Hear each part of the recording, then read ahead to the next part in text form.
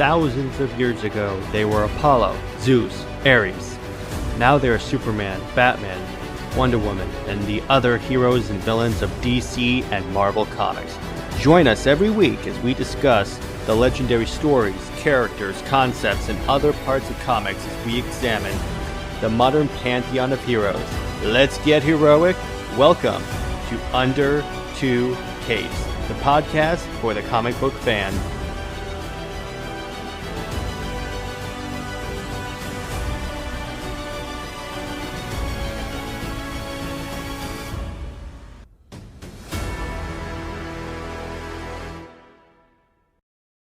Welcome to Under Two Capes. I'm Jared, and today we are starting our very special series on the DC crises. Now, why all of a sudden start talking about the crises, you may ask? Well, DC recently kind of teased that they were going to do another crisis in I think it was 2022 to clean up their continuity. So I figured give the people a little bit of an introduction, generally with the idea of crises. And then what we're also going to do starting today is we're going to go through Crisis on Infinite Earths, Infinite Crisis, and Final Crisis, and talk about the effects that these had on overall DC continuity and why they happened to begin with. So today we're going to start with Crisis on Infinite Earths. So Infinite Earths was the first time that DC had really rebooted their continuity to this scale. So now a little context here. So DC started, and then they established the multiverse in the Flash of Two Worlds, and the whole idea about how all the World War II superheroes, those were on Earth 2. All the modern day, I'm using air quotes here, modern day superheroes like Superman, Batman, Wonder Woman. Well, Wonder Woman was kind of on the JSA, but the point is the heroes that you're reading that were taking place in the now of the time instead of in the past were on Earth 1. Those are the storylines that we typically follow. And what's interesting is that a little more context. So after World War II, comic book sales kind of stagnated because soldiers were coming home from World War II, and they weren't exactly thinking that oh, we should read more of the comics. No, it's because they're trying to get jobs and such. So anyway, what's interesting is, I'm just putting on my timer. So what's interesting is, so now what I noticed is that, so at the time, yeah, they weren't, plus the fact you had to, I've mentioned multiple times about how Jay Garrick Flash got his power due to inhaling the fumes of hard water, which is pretty much ice. And I know you're dealing with a universe that includes a being with godlike powers who gets his powers from Earth's sun. I get how that can be a little bit I get how in the context of that, it could be well, I think you can make some allowances. But hard water, really? That's ice. So you're telling me that if I go into my freezer and inhale ice, inhale the fumes of ice, I could have the powers of the Flash? That'd be cool, though. But I'm just not buying that. So what happened is that sales were stagnating. So DC had Julie Shorts come in, and I believe he became the editor, and he basically revamped a lot of these characters. This is where you get the introduction of Barry Allen the Flash, who was a police scientist who got struck by lightning and all the chemicals fell on him. So he's more science focused. You also had Hal Jordan became the main Green Lantern. He was the one that was the space cop. So next, so continuing on, that's where we get the whole idea about how, okay, so going back, also, the way they explained it, why all of a sudden we had a completely different character as the Flash, is that they basically had it where, okay, so guess what, people? We transitioned over to Earth 1 and never told you. In other words, our previous stories were on Earth 2. We never told you, but we moved over to Earth 1 suddenly. Just off panel, we just moved on. That's why you have all these different characters. So that's the building of the multiverse. And then the world started building on and on and on and on. So anyway, so DC actually got like the multiverse that DC first established was like really convoluted, like really convoluted. It was really hard to follow and everything. So DC also decided at the time, Marvel did not really have a multiverse, and Marvel was like destroying DC in sales. So DC decided, okay, so let's get rid of the multiverse. Let's write a story where the multiverse is completely destroyed, and we can just have it be on one continuity. That way, it's all cleaned up, and everyone can follow it easier. So that's where the original idea for Crisis on Infinite Earths came from. There's also an idea to like clean up the lineup of characters and get rid of all the characters that we didn't need. So in other words, you're not going to get rid of Superman, Batman, and Wonder Woman and all that stuff. So that was the impetus behind Crisis on Infinite Earths. Now, and the creative team was Marv Wolfman and George Perez. Perez like legendary at DC for like lots of his different for a lot of different things. Chief among them, Wonder Woman, New Teen Titans and such. All right.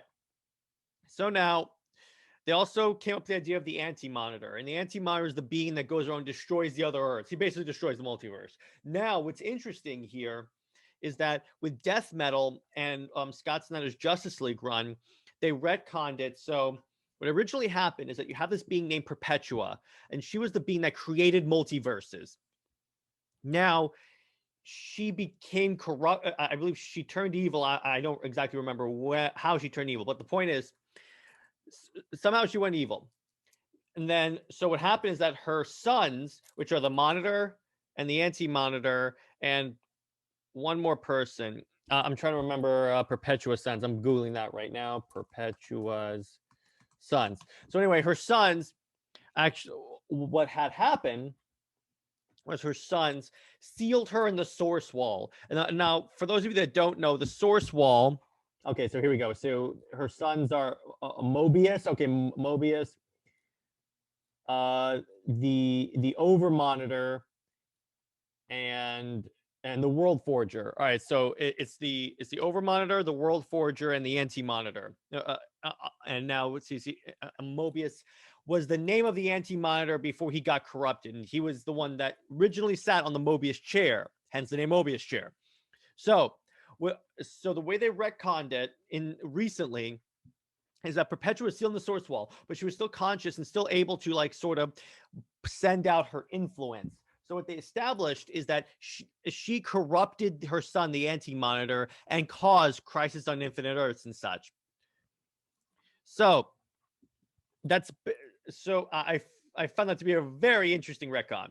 So next, okay, so going back to Crisis on Infinite Earths.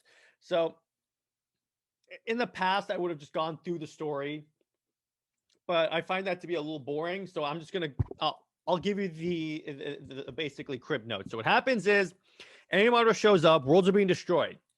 Now, a couple of important things happen in this storyline, such as Barry Allen the Flash dies, and he stays dead until like two crises later. As a matter of fact, it would be Infinite Crisis when he actually not Infinite Crisis. Well, technically, yes, Infinite Crisis is when he returned into reader's consciousness, but it wasn't until Final Crisis where he arrived back in the continuity to stay. But so he died because he sacrificed, because what Mobius was using was this tuning fork that he would hook heroes up to and like drain their powers. So Barry Allen sacrificed himself to like go to like speed force through the tower and destroy it. Now, originally we thought he was dead, like that's what killed him. But as it was established later on, and I think it was in Final Crisis or Infinite Crisis, whichever one Barry Allen returned to, that actually what had happened, he didn't die. He was just absorbed into the Speed Force, and then he escaped, sort of escaped in Crisis and not Crisis, Infinite Earths, in a Final Crisis. So anyway, and then also Supergirl died. Now this is key because there would be a Supergirl like character around, such as in the Death of Superman storyline, Alexander Luthor, who is the clone of Lex Luthor, has like a shape-shifting android um, who who became the Supergirl of that time period, but she wasn't like a Kryptonian that showed up on Earth.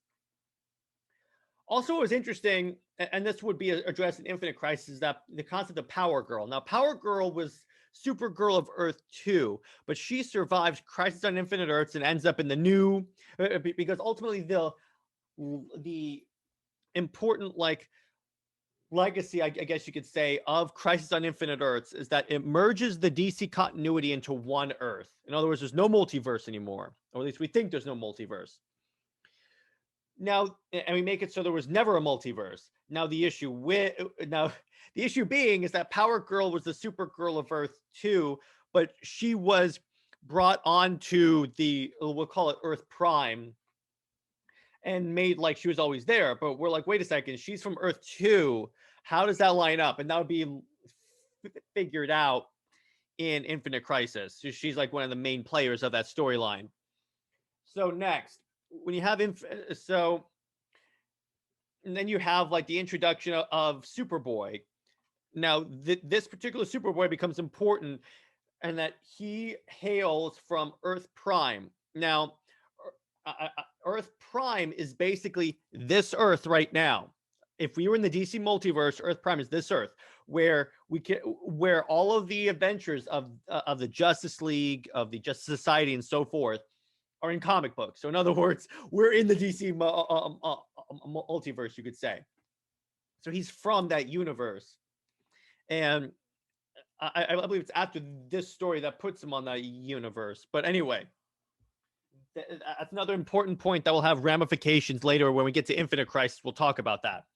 So that's basically like that in a nutshell. And the Anti-Monitors killed. I'm air quoting again because this is comic books, and no one ever really dies. And additionally, so the Anti-Monitor doesn't really die.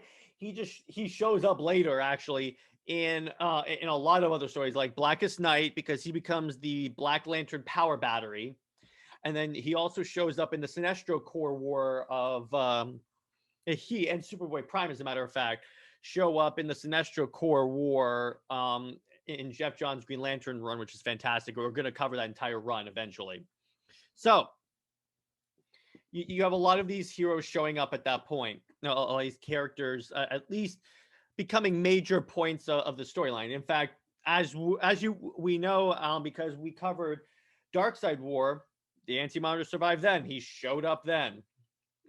So what happens next is, so the legacy of this was so let me see. So now also another point of Crisis on Infinite Earths is that it establishes the whole saying post-crisis and pre-crisis. When we say that, we mean pre-Crisis on Infinite Earths. That's the crisis that's referred to as crisis.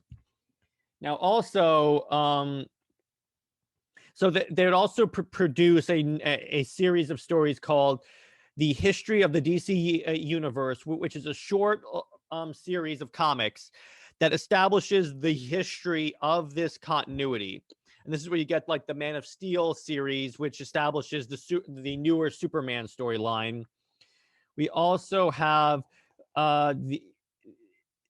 the Batman Year One comic, which establishes Batman's new origin. That's written by Frank Miller, my man Frank Miller. So then what we have here is next. Let's see, what else? So then you also have now the issue with Crisis is that when you think about it, yes, it did. Again, I'm going back to the Power Girl thing, because yes, it did avoid a lot of the convolutedness, if you will, of the pre-crisis continuity. But post-crisis, it was still kind of confusing, because you had characters that were from other Earths in this one in Earth Prime, but the multiverse doesn't exist and never did exist. So I'm like, what? How does this work? I don't understand this, guys. How does this work? So yeah, that's what really made me a little bit confusing on that. So I'm moving on through the storyline, and actually, I'm going to go into actually right now a more brief, a sort of more of a summary of Crisis on Infinite Earth synopsis, so I don't miss anything important. So now we're gonna. I'm reading from the Wikipedia page. Don't hate me.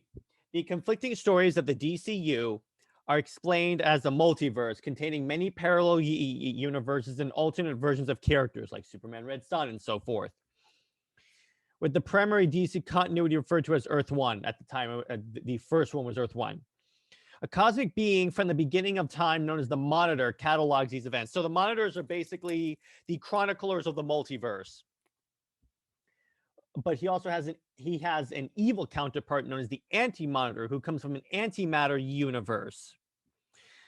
After an accident after an accident with antimatter, sorry, on one universe, the antimatter begins destroying many of the realities with a wave of antimatter, planning on becoming the sole ruler of all realities. And when you see the antimatter wave, what it really is, it's just like the this big white wall that's just like destroying everything. If you've seen Flashpoint, the movie, that big explosion at the end of the movie, and Barry Allen runs to go back in time to undo everything, that's basically what it looks like. So to combat this, the Monitor recruits heroes and villains from across time and space to set up 5 towers to help merge the multiverse back into one universe and make it stronger. So that's the main plan again. However, he is murdered by his protege, Harbinger, who is possessed by one of the Anti-Monitor's demons. So Harbinger is a character that can like predict, that can like tell the future, which is Harbinger. And the Anti-Monitor's army is actually just like shadows. It's like shadow beings. So she is possessed by one of them, or one of her copies. So she can also copy herself. One of her copies is corrupted, and when it merges back into the regular Harbinger, into one being, she is corrupted by that shadow. So, so the Monitor dies. The good Monitor dies. His death releases enough energy to project 2 of the last 5 parallel Earths into a protective limbo. The Anti-Monitor recruits Psycho Pirate to his cause. Psycho Pirate is the character that, first off, he was in the JSA movie. You remember that from when Light and I finally figured, oh yeah, it was Psycho Pirate. His power is that he can make you feel certain emotions. Like he could go, oh my gosh, you're afraid. You're going to die now. Aren't you so afraid and everything? And you would feel crippling fear. So the Anti-Monitor recruits Psycho Pirate, infusing him with part of his power to manipulate the heroes of Earth 4, Earth S, and Earth X against the rest. Earth X is basically what if the Nazis won World War II with the help of Superman and the superheroes. This okay, so the plan fails when all 5 Earths enter the Limbo universe. Harbinger then recruits heroes to the remaining Earths to lead an assault on the Anti-Monitor and the Antimatter universe, using Alexander Luthor Jr.'s powers to open a portal between the Limbo and the Antimatter universe. Another thing, so one of the Earths is Earth 3. Now, Earth 3 is basically what happens if everyone's moralities are reversed. So in other words, Lex Luthor's the good guy and the Justice League are the bad guys. Now, what's important here is that Alexander Luthor and Lois Lane have a child. Lex Luthor and Lois Lane have a child named Alexander Luthor. They sort of do a playoff of the Superman origin, where their universe is being destroyed by the Anti-Monitor, but they send him through the multiverse, and he's picked up and saved as a baby and raised by the Monitor. So that's when they're talking about Alexander Luthor Jr., that's who they're talking about. So he uses powers to create a portal between the Limbo and the Antimatter universe. Pariah tracks down the Antimatter's fortress, and the heroes destroy a converter powered by stellar energy used to destroy the last 5 Earths. The injured Antimatter retreats, and Supergirl dies. So yeah, this is when Supergirl dies. It's the classic image of Superman holding Supergirl, and you have like every DC hero except for Hal Jordan, George Perez drawn. So during a lull in the war, the villains unite under Brainiac, who kills Earth's 2 Alexi Luthor, while recruiting the Earth 1 Lex Luthor to conquer the remaining Earths. The Anti-Monitor, meanwhile, creates a new body for himself and tries to use the antimatter cannon to penetrate the limbo universe and destroy the 5 remaining Earths. So it was actually a cannon and not a tower. I apologize for that. The Flash, Barry Allen, dies stopping this attempt. Dies, air quotes, dies. He actually is sent back into the Speed Force. We would learn that later on in the the subsequent crises. So, so the heroes travel back in time, of course, because time travel, to stop the Anti-Monitor, while the villains travel back in time to the ancient planet Oa to prevent renegade scientist Krona from creating the technology necessary for the Anti-Monitor's plan to succeed. The villains fail and Krona continues his experiment. Krona is the being who wanted to see the beginning of creation, and that's forbidden in the DC universe. So he did that, and that screwed everything up. That's the classic image where Krona sees that hand, that blue hand that for the longest time everyone thought was Dr. Manhattan. You kind of see an idea of it in Justice League Unlimited when Batman and John Stewart Green Lantern go back in time, and then you see like the hand creating the universe. That's basically what that is. So the Spectre reunites and unites the heroes and villains by warning them about the Anti-Monitor's plan. The heroes travel back in time to prevent him. That they go to we already got that. Okay, the Anti-Monitor waits for Alex Luthor to reopen the portal between the positive and Anti-Monitor universes, capturing the heroes. But a magically empowered Spectre creates an energy overload, which shatters space and time. The 5 Earths merge into a single shared universe, and the superheroes return to the present. Only those present at the dawn of time remember the original realities. And also, what's interesting is that Psycho Pirate remembers Crisis on Infinite Earths, even up to now, because they had a storyline tie-in for Death Metal, where one of the beings that like the chronicler, who is a being that chronicles like all multiverses in the dark multiverse, shows up, and he sees like in a cell there's Psycho Pirate. He's babbling on about the multiverse. So next, a cosmically powered Anti-Monitor attacks again, transporting the New Earth to the Anti-Matter universe and summoning a horde of shadow demons. He falls in a carefully planned counterattack, culminating in a battle with Kal-El, the Earth 2 Superman, and it's Kal-El, not Kal-El. Alexander Luthor of Earth 3, and Superboy of Earth Prime. Again, Superboy Prime. With the help of the new god's adversary, Darkseid. So Darkseid actually helps out now. In this final battle, the Anti-Monitor, reduced to a flaming head, crashes into a star and is killed by the Earth 2 Superman, who will play a big role in Infinite Crisis, along with Alexander Luthor of Earth 3 and Superboy of Earth Prime.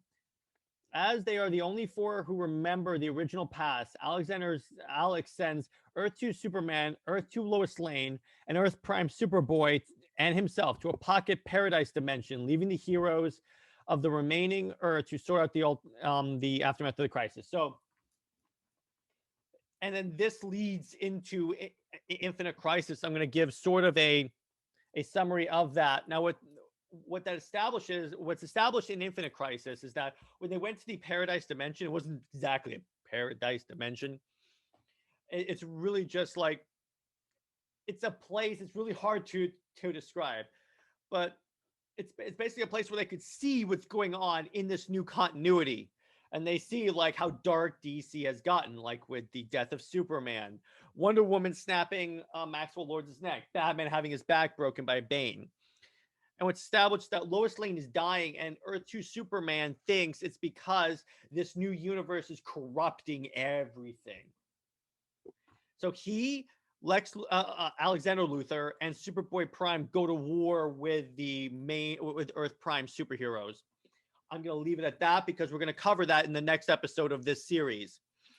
So, and if you notice, so Crisis was kind of loosely adapted with the CW. And I remember back when I picked up the trade for Crisis on Infinite Earths, someone asked me, was the CW like the comic? And I'm like, nope, it wasn't at all. They took concepts from it, but let me put it this way: Green Arrow did not play a significant role in that. Spectre kind of, but this was way different. Way different. Just it's kind of weird how the CW likes to like say Crisis on Infinite Earths because the fans are going to expect Crisis on Infinite Earths, but let's change it severely. Well, I'm not here to go on a rant about the CW universe. Lord knows I go on that way too much. Although I will say, the cool part about Crisis on Infinite Earths is that the Ezra Miller Flash showed up. That was really cool. Okay, so the crossover was not released until 2003. Interesting. All right, so going back. Let's see. What else can I talk about Crisis on Infinite Earths? So again, it establishes the pre-crisis and post-crisis continuity of like having one universe. And it wouldn't be until I believe it's Infinite Crisis when the multiverse is restored. So like in the death of Superman, there's only one reality. In Batman, I forget the Batman Nightfall, only one reality. So that's really important to understand as we get to the subsequent to Crisis. And what's interesting is that here's the thing about a crisis. The crisis normally involves like the almost death of the multiverse. What I mean by that is that all reality is like threatened. So why wouldn't death metal and metal really qualify as crises? The multiverse almost plunged into the dark multiverse, and the Batman Who Laughs, or the Darkest Night, as he was known in death metal, almost destroyed the entire multiverse. So it's basically they're saying it's a normal story that identifies it's a crisis that identifies like a regular storyline, which I think is weird. All right, so excuse me. Let's see what else. So let's look at. So let's read this paragraph. Okay. The series Crisis on Infinite Earths had an immediate effect on DC, dividing the company's history into two eras, pre-crisis and post-crisis. Marv Wolfman and George Perez teamed up to produce the history. I mentioned that. Many of DC's characters had their histories rebooted. Wonder Woman's comic was relaunched entirely by Perez, Ween, and Greg Potter. And I'm going to cover that storyline. Superman was re-envisioned in the series Man of Steel by John Byrne. His comic was later retitled The Adventures of Superman to make way for a new Superman series. Batman was minimally affected by the reboot, and his comic was not relaunched. However, he was given an updated origin courtesy of Frank Miller. That's Batman Earth 1. In addition, Wally West replaced Barry Allen as the Flash. This is where we get this is why the Flash in JL and JLU, the cartoon series, was Wally West and not Barry Allen because he was air quotes dead. So next, the Justice League roster was changed, and characters DC acquired from other companies, such as Captain Marvel, were integrated into DCU. So this is where you get like Captain Marvel. Like Captain Marvel, I mean Shazam, integrated into DCU. So next, the practice of re-envisioning characters in the new DCU lasted well into 1989, with properties such as Green Lantern, Hawkman, Black Orchid, and the Suicide Squad all being rebooted. The revamp raised sales 22%, and DC beat Marvel in a direct market sales for the first time in August and September of 1987. All right. Crisis on Infinite Earths has been referenced many times in various television series that comprise the Arrowverse, saying the first episode of The Flash, which talks about the Flash, because in the first episode of The Flash, there's like a newspaper in like this time vault that Eobard Thawne uses that has a picture of the Flash. It says Flash missing, vanishes in crisis. So everyone's like, okay, that's Crisis on Infinite Earths. That's what we're talking about. So next, obviously we've had a go, I think 10 years to reach the concept of the multiverse has been explored throughout the franchise. So talking in 2014, Jeff Johns then, when discussing the difference between the DC Extended Universe, DCU, and the Marvel Cinematic Universe, said, we look at it as a multiverse. We have our TV universes and our film universes, but they all coexist. Really? Explain that to the Snyderverse, bro. For us creatively, it's about allowing everyone to make the best possible product and tell us the best story to the best world, but not the Snyderverse. Everyone has a vision, really, again, and you really want to let the vision shine through. Really, really not believing that, Jeff. The storyline inspired the 2019 Arrowverse crossover, Crisis on Infinite Earths, with the original Day of the Power being the Flash. Okay, so anyway, I'm not believing that whole everyone has their own vision, just everyone but Zack Snyder. I'm just gonna say that in advance. I'm just gonna say that right now, and that really is upsetting when they mention the multiverse, but decide, no, we're not gonna do that. Now, so let's see. What else can we talk about with Crisis on Infinite Earths? And once again, if you guys have any any like fond memories of Crisis on Infinite Earths, or anything you want to mention about Crisis on Infinite Earths, drop it in the comments of the YouTube channel, and then I can address that. So we also have, okay, so let's talk about, actually, let's talk a little bit about the development of the series. In 1981, Marv Wolfman was editing Green Lantern. He got a letter from a fan asking why a character did not recognize Green Lantern in a recent issue, despite the two having worked together in an issue 3 years earlier. Soon afterwards, Wolfman pitched Crisis on Infinite Earths as the history of the DC universe, seeing it as a way to simplify the DCU and attract new readers. That's good. The history of the DC Universe title was changed to Crisis on Infinite Earths because its premise involving the destruction of entire worlds sounded more like a crisis. Good point. Wolfman said that he pitched the series to DC. He realized that it was going to be a completely new beginning for the DCU. I knew it up front, and they did too. All right, so basically he goes into that. Okay, the crossover was fleshed out and coordinated at a meeting attended by President Jeanette Kahn, Paul Levitz, Vice President and Editor Dick Giordano, and the DC editors. In 1982, DC hired a researcher to go through their library and read every comic the company had published, a task that took 2 years. Oh boy, that would actually be a dope job. I would love to do that. The series was delayed to 1983 due to the time for the research. And again, to 1985, when it was still not ready for 1983, and to coincide with DC's 5th anniversary. As an event like Crisis on Infinite Earths had never happened before, those working on it met for around 2 hours a week. 2 hours a week at the time this was uncommon. The groundwork for the series, was laid the year before it was published.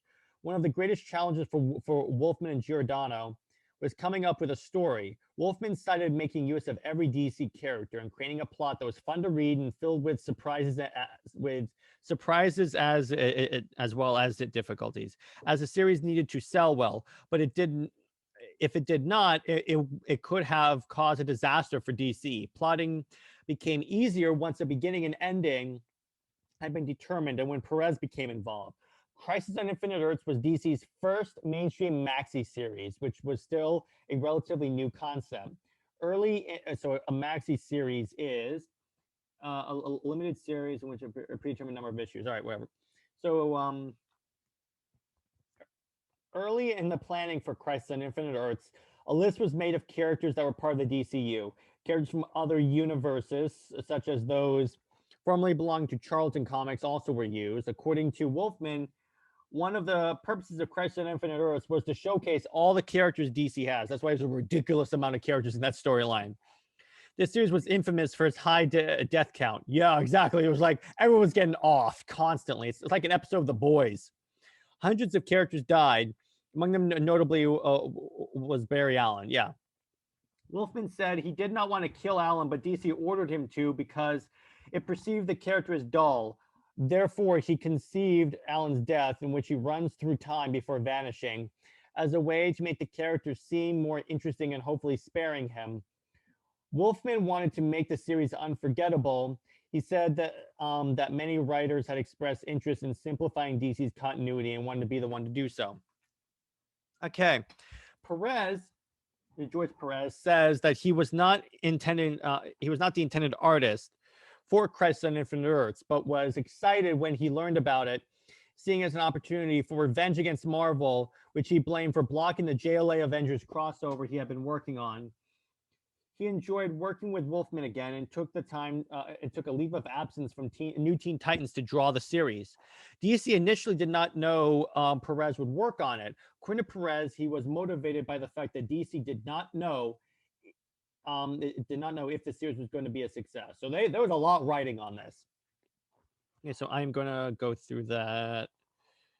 So I'm seeing what else we can talk about. So anyway, yeah, so there was a lot writing on Crisis on Infinite Earths, and rightly so, because it had a tremendous impact on the direction DC would go for like years and years and years, because the series lasted from 1985 to 1986. So in 1986 is when it ended, and then like this way, Barry Allen was dead until like 2009. So you are like a good 30 years without Barry Allen. And so let's see what else is. And then again, you wouldn't have. And then 2006, I think, was Infinite Crisis. I'm just looking that up real quick. I'm pretty sure Infinite Crisis. Infinite Crisis was a 2005 to 2006 storyline. All right. So the multiverse was gone for like up until 2006. That's pretty much it. And then once the crisis was completed, I'm just trying to make sure that this was the one where the multiverse came back. Adaptation, alternate. Okay, yeah. So anyway, okay. So this had like significantly a lasting impact on DC. It was also shortly thereafter this storyline. That's when also DC published Dark Knight Returns, which would be part of what made DC go so dark.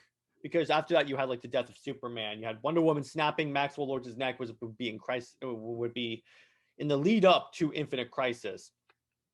In other words, they weren't acting more like superheroes anymore. They were acting more like anti-heroes, like the Punisher, which is really scary when you have the Punisher, but the powers of like a Superman or a Wonder Woman and the resources of a Batman. Not good. So what else? I guess that's good. A good place to leave it right now. And then these episodes are going to be going to be a little shorter. And then hopefully I'll be able to get Lad on for like the next couple of ones, and we can have more of an open discussion about the crises. Now, so hope you guys enjoyed this series. I look forward to doing the other 2 crises, which are going to come out in the next couple of days, and we'll work on that. And then we have a bunch of great episodes lined up for next week. Once again, like I said last episode, we're going to be doing more than 1 episode a week this summer, just trying that out. Hence, which is why I'm doing this the day after our previous episode. So hope you guys enjoy the rest of your weekend, and stay heroic, everyone. Bye-bye.